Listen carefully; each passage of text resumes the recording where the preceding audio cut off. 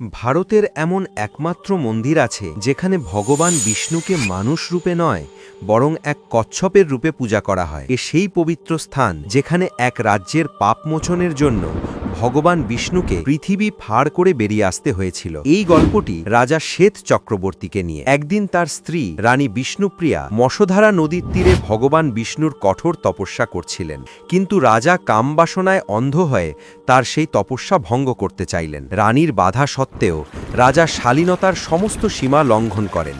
রানীকে স্পর্শ করতে যেই তিনি এগোতে চান, সঙ্গে সঙ্গে মশধারা নদী ভয়ঙ্কর রূপ ধারণ করে। এক বিশাল জলরাশি উঠে এসে রাজাকে তুলে ভেসে নিয়ে গিয়ে দূরের পাথরের ওপর ছুঁড়ে ফেলে। পানি থেকে কোনো রকমে উঠে আসতেই দেখা যায় রাজা শ্বেত চক্রবর্তীর শরীর ভয়ঙ্কর ফোড়া ও ক্ষতে ভরে গেছে। নিজের ভুলের প্রায়শ্চিত্ত করতে রাজা সেখানেই বসে ভগবান বিষ্ণুর কঠোর তপস্যা শুরু করেন। রাজার কষ্ট, তার অনুতাপ এবং আন্তরিক ভক্তি দেখে ভগবান বিষ্ণু সত্যিই এক বিরাট কচ্ছপ রূপে উপস্থিত হন।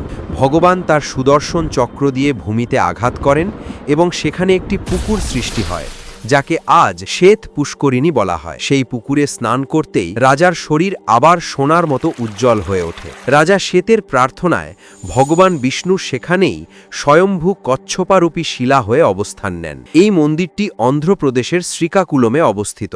এখানকার সবচেয়ে বড় জীবন্ত প্রমাণ হল মন্দির প্রাঙ্গণে ঘুরে বেড়ানো শত শত আসল কচ্ছপ। ভগবান বিষ্ণুর এই বিরল অবতারকে স্মরণ করে কমেন্টে অবশ্যই লিখুন, জয় কুর্মনাথ।